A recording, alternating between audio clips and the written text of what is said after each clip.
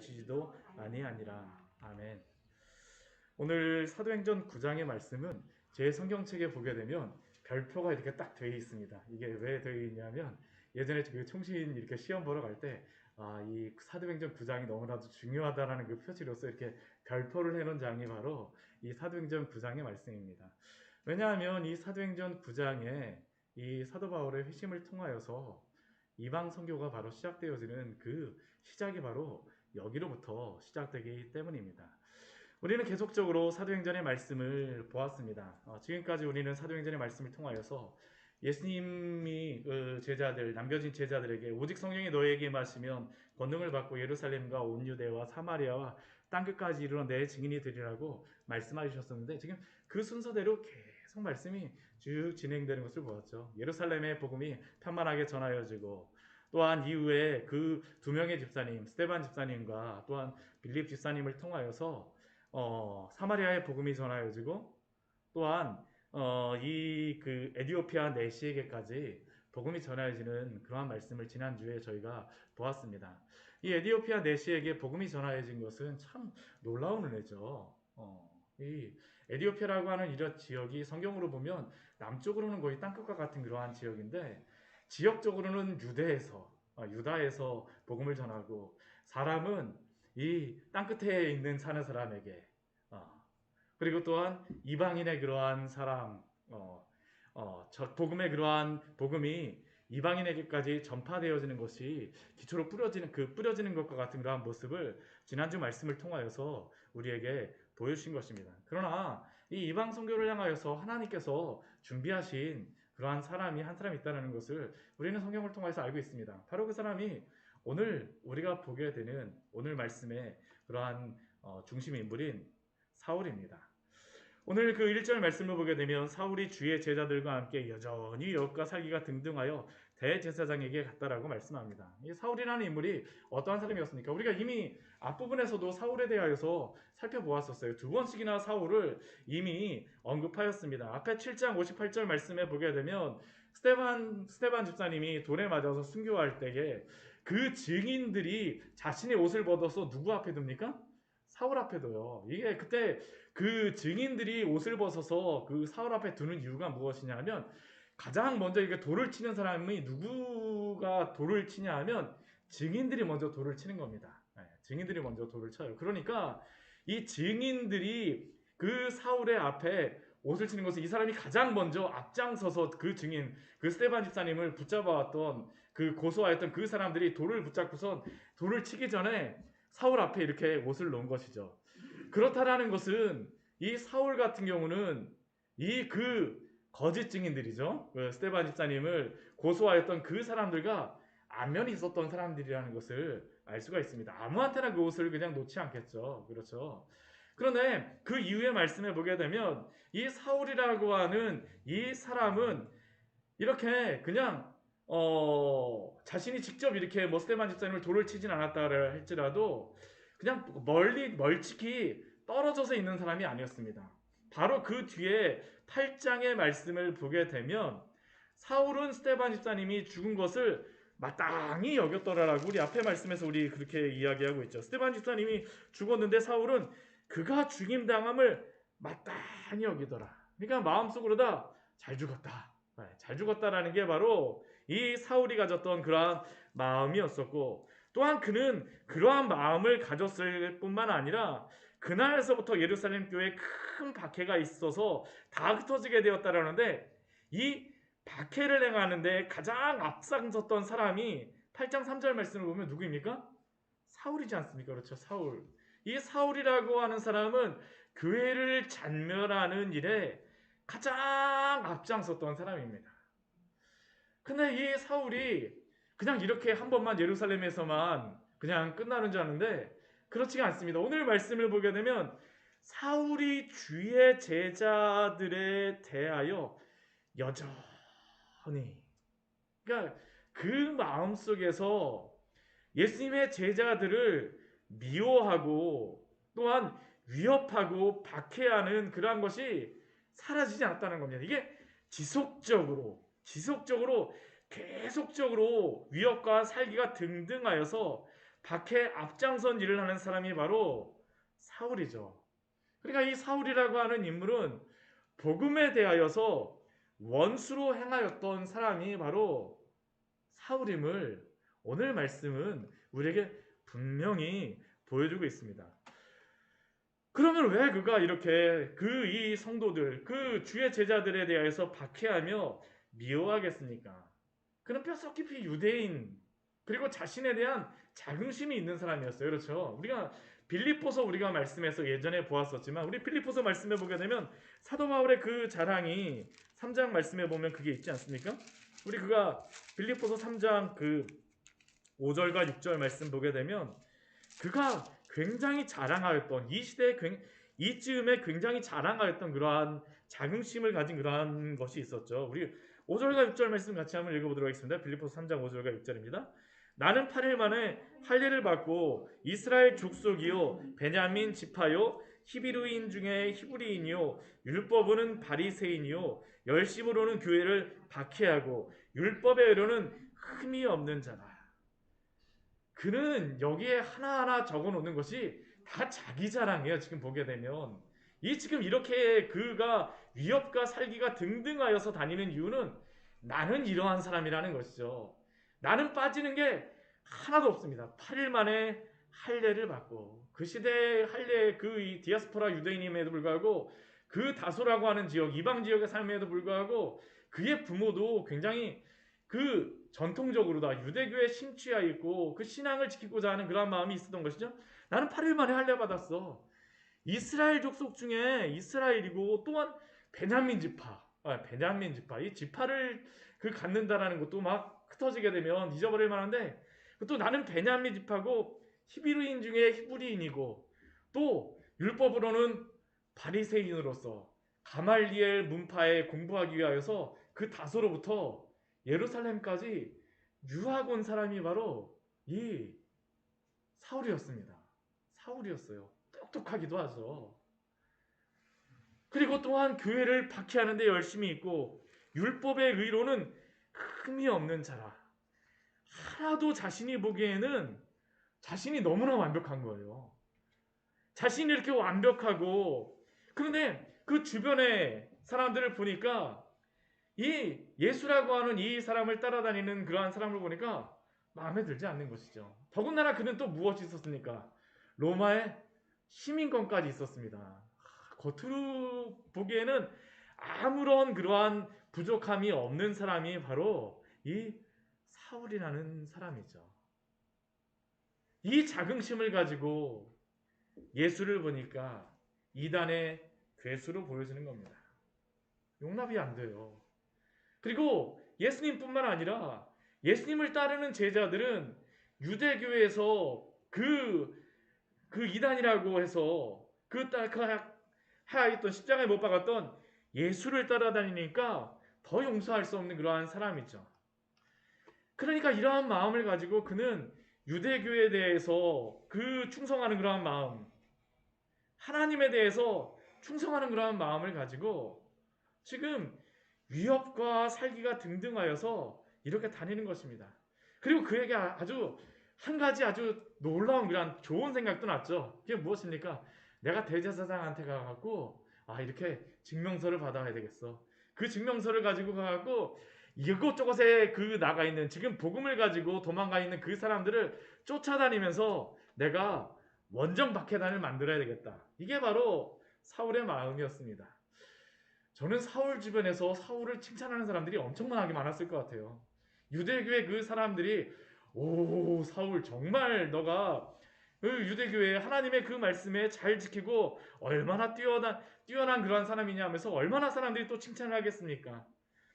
그러니까 그는 그러한 마음을 가지고 원정박해단을 조직하여서 이곳저곳에 흩어져 있는 사람들을 다 예루살렘에 붙잡아 갖고 막 박해하려고 하는 것이죠. 아예 그냥 예수님 믿는 사람을 뿌리 뽑으려고 하는 것입니다. 뿌리 뽑으려고 하는 사람. 그러나 이 시점에 예수님의 제자들 중에 초대교회 성도들 중에 이 사도 바울에 대하여서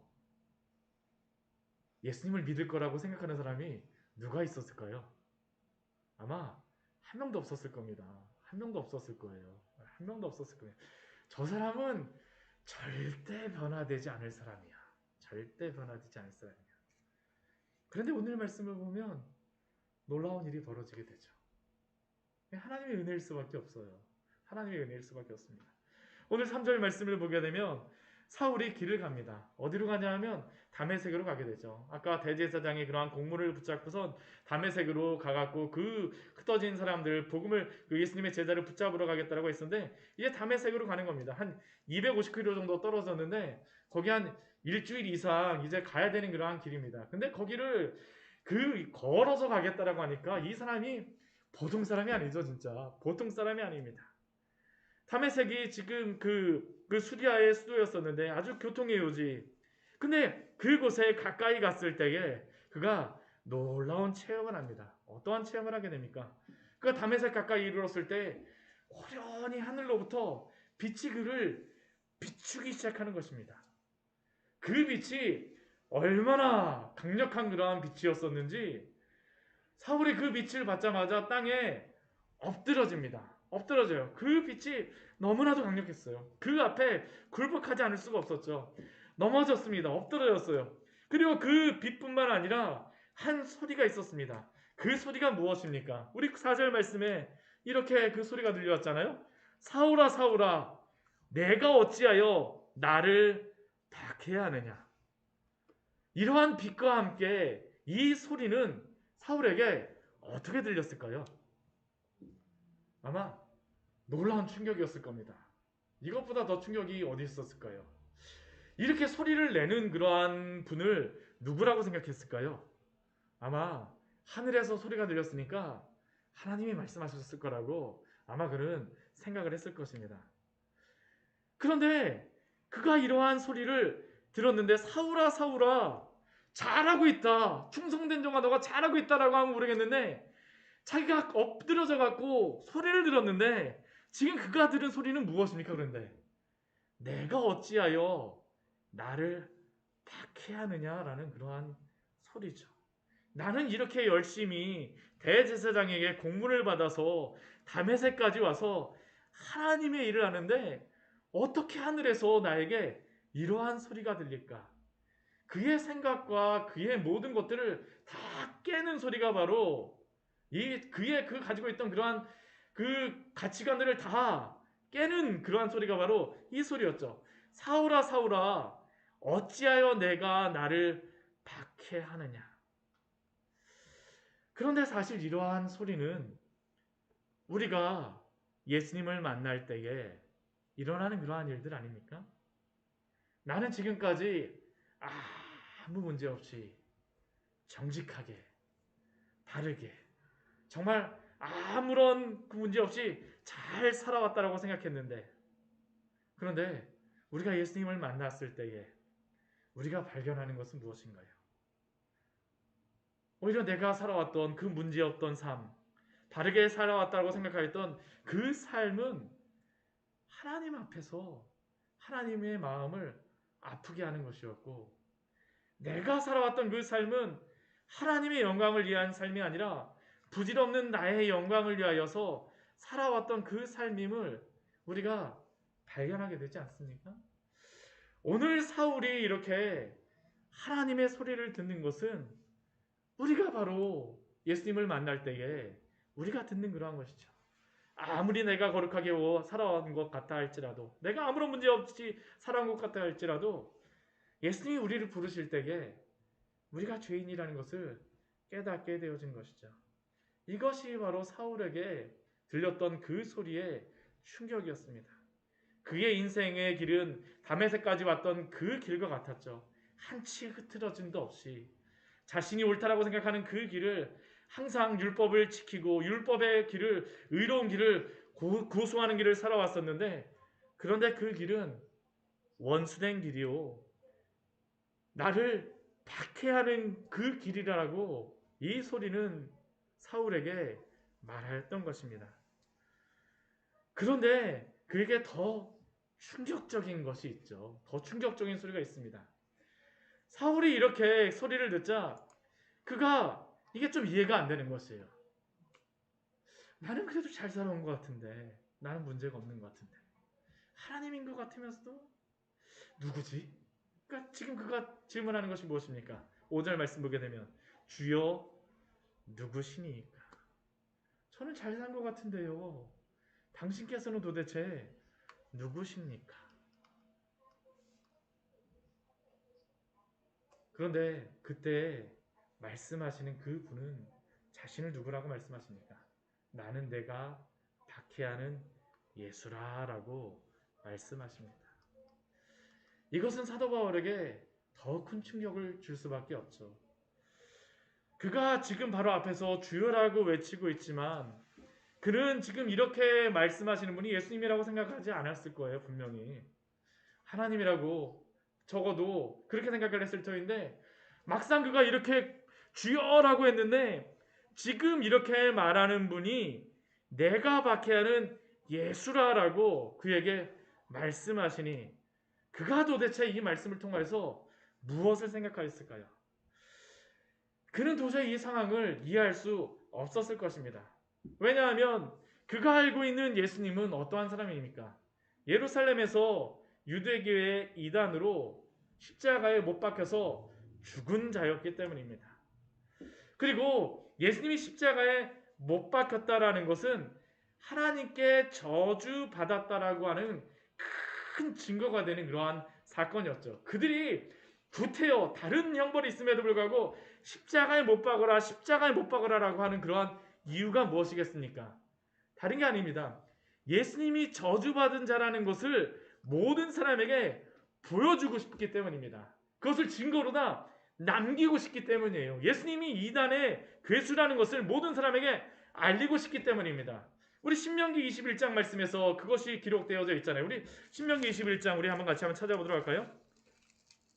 우리 물론 이 말씀 여러 번 보긴 했었지만 바로 이 사람들이 가졌던 마음이 바로 이것이죠. 예수님을 십자가에 못 박았던 이유는 바로 이것 아닙니까?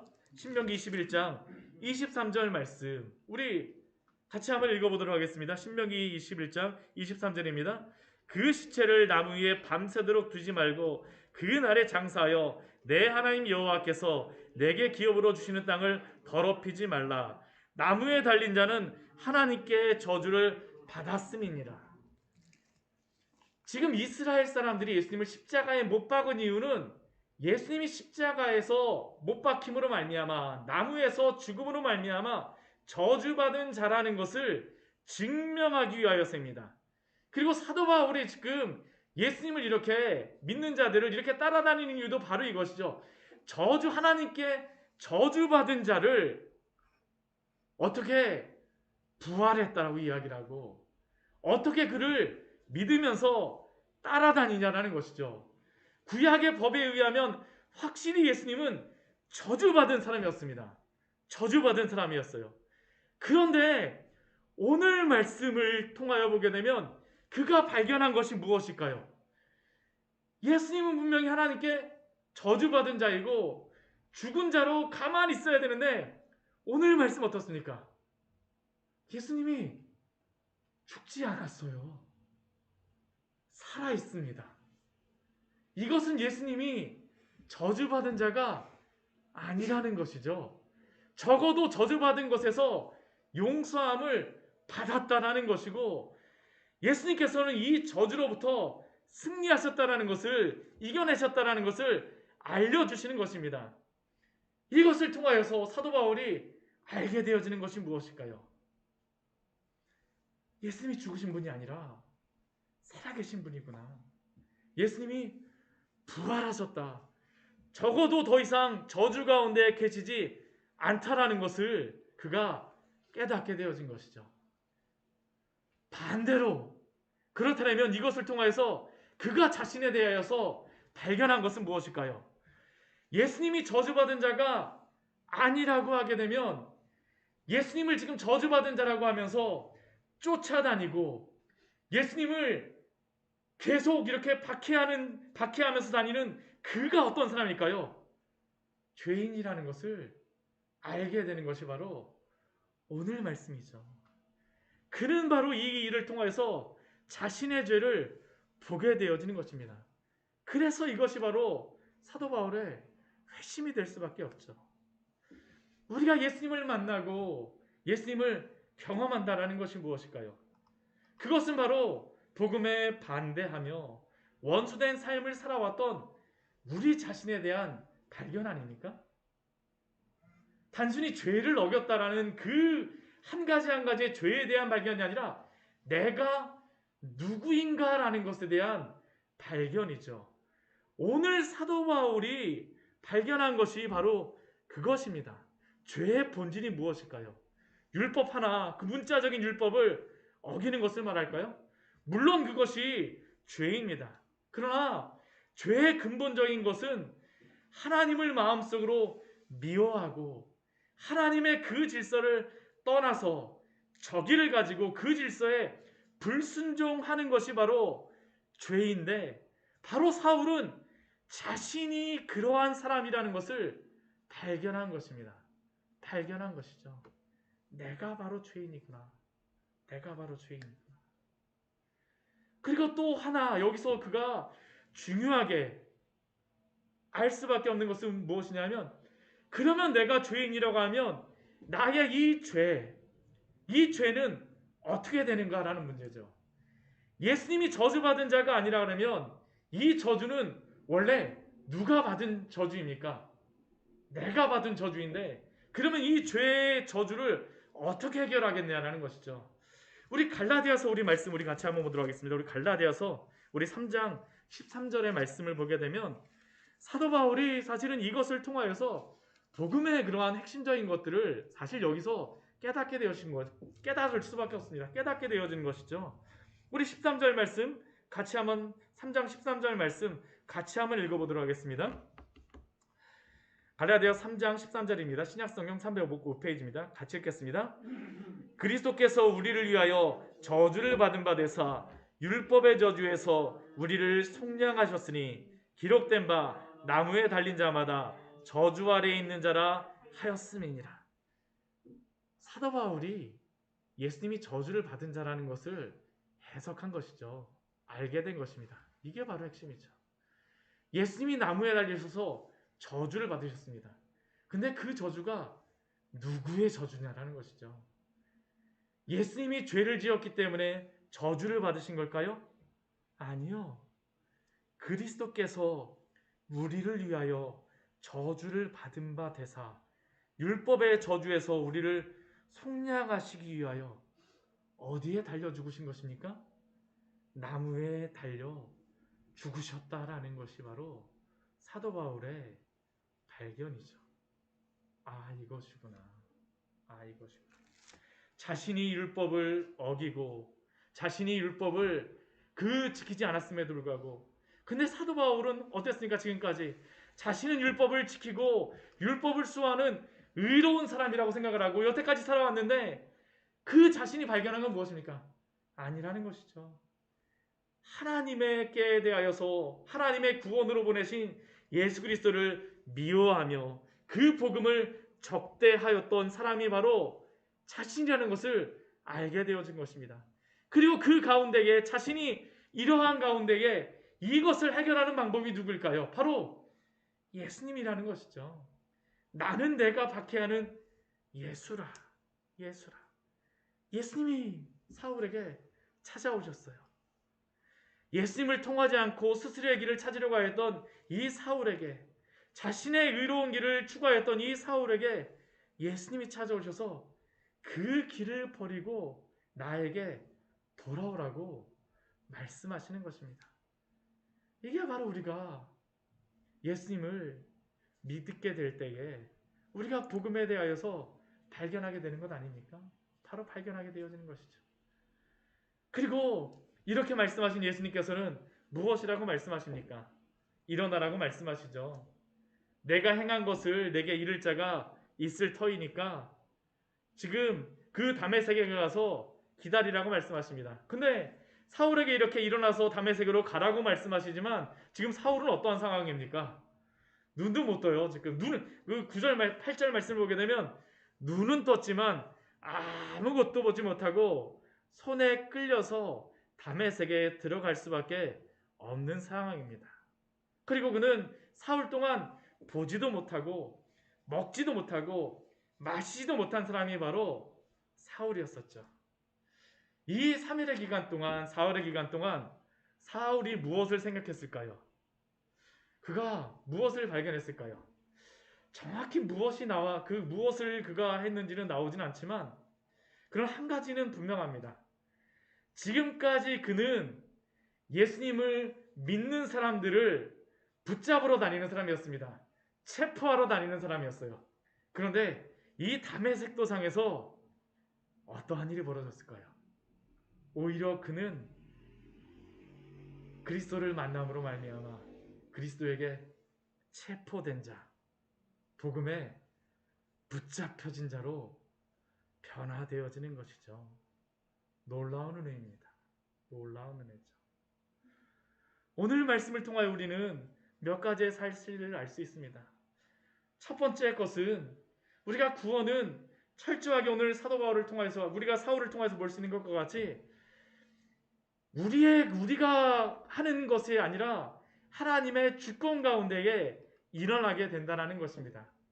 그가 이전에는 기세가 등등하여서 막 그 기세가 얼마나 등등합니까? 그렇게 가지만 그러나 다메섹에 도착했을 때에는 완전히 새로운 사람으로 되어서 들어가죠. 기세가 등등하지 않습니다. 눈도 보이지 않아서 사람에게 끌려서 여기 맞아.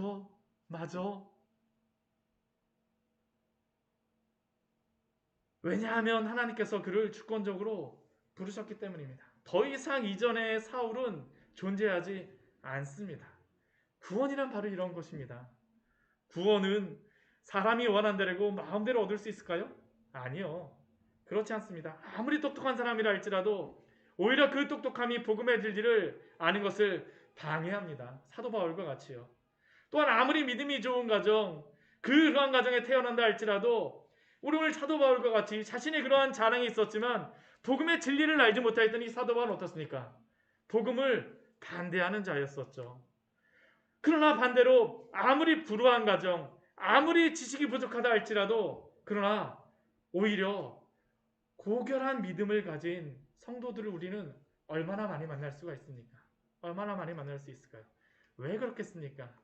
구원이라고 하는 것은 철저히 하나님 편에서 우리에게 베풀어 주시는 그러한 것이기 때문입니다. 우리가 하는 것이 아니죠. 하나님이 베풀어 주시는 것입니다.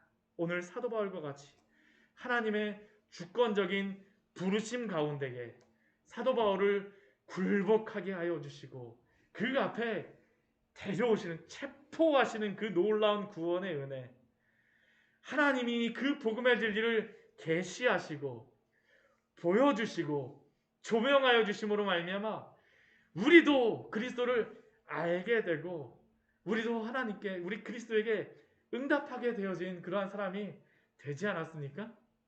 고린도후서 4장 6절 말씀을 보게 되면 사도 바울이 이 상황을 참 재미있게 묘사하는 그러한 말씀이 있습니다.